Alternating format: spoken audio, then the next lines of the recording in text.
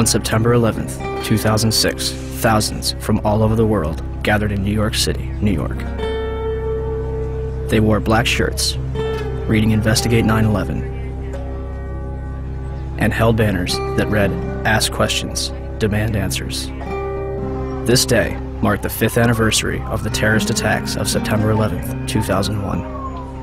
Although the 9/11 Commission report had been published over 2 years prior, many Americans and citizens worldwide remained convinced that the truth was being withheld from the public.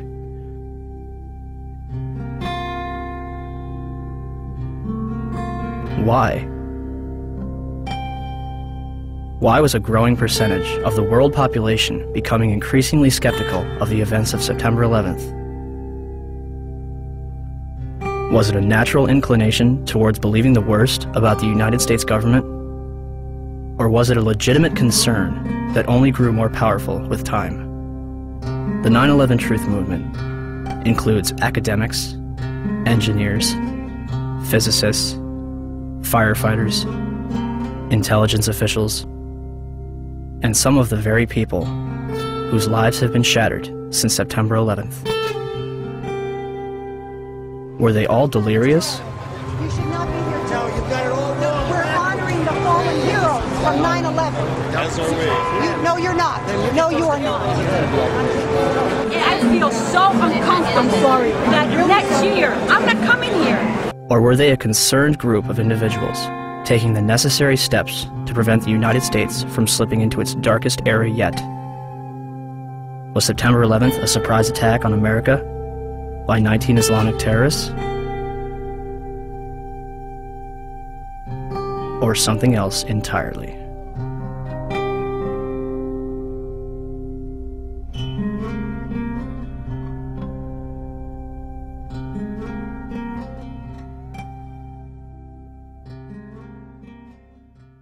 George Bush has spent an uncomfortable day with his people trying to explain away why he failed to pass on warnings the White House had received before September the 11th that terrorists were planning to hijack American aircraft.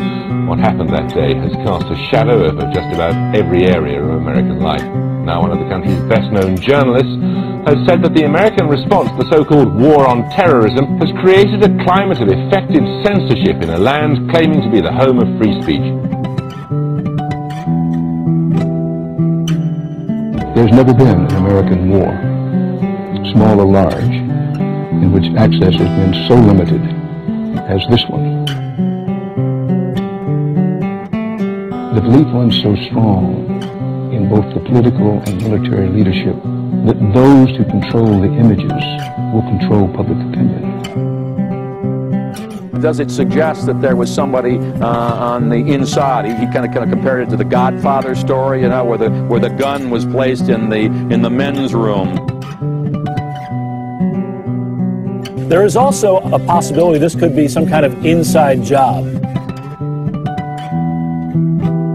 May it have been an inside job? Might these people have gotten help from the inside? I was speculating about that along with others early this morning, but now there's a lot more evidence that suggests it's almost certainly the case. It's an obscene comparison, I'm not sure like it, but there was a time in South Africa that people would put flaming tires around people's necks if they dissented. The fear is that you'll be necklaced here.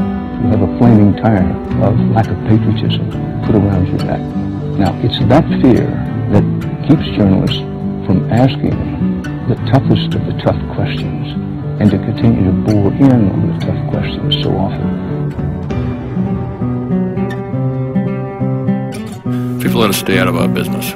A country that hides something is a country that is afraid of getting caught. And in particular, this Bush administration, who is as tight with Saudi Arabia as you can get.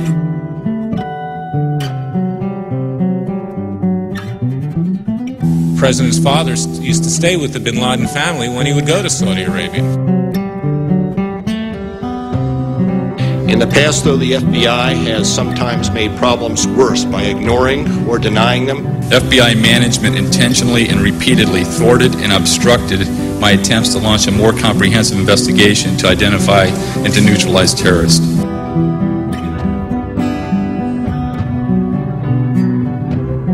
To the families and victims of September 11th. On behalf of John Vincent, Barry Carmody, and myself, we're sorry. I want to say quietly, but as forcefully as I can, that I hope this doesn't go any further. It's gone too far already. I am appalled by it.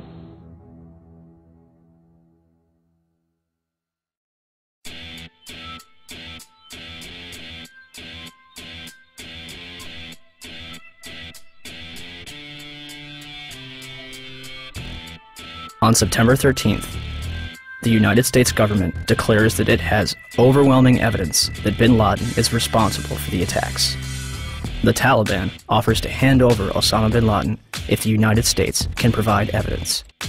Our position in this regard is that if America have evidence and proofs, they should produce it, and we are ready for the trial of Osama bin Laden in the light of evidence. Are you willing to hand Osama bin Laden to the United States or no? No. Without evidence, no.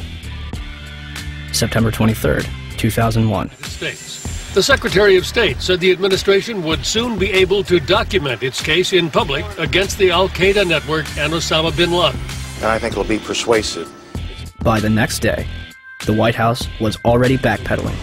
But is there any plan to present public evidence so that, the average citizen, not just Americans, but people all over the world, can understand the case against bin Laden? Well, I think as Secretary Powell said, there's hope to do that and to do so in a timely fashion over some course of time. But I think the American people also understand that there are going to be times when that information cannot immediately be forthcoming, and the American people seem to be accepting of that.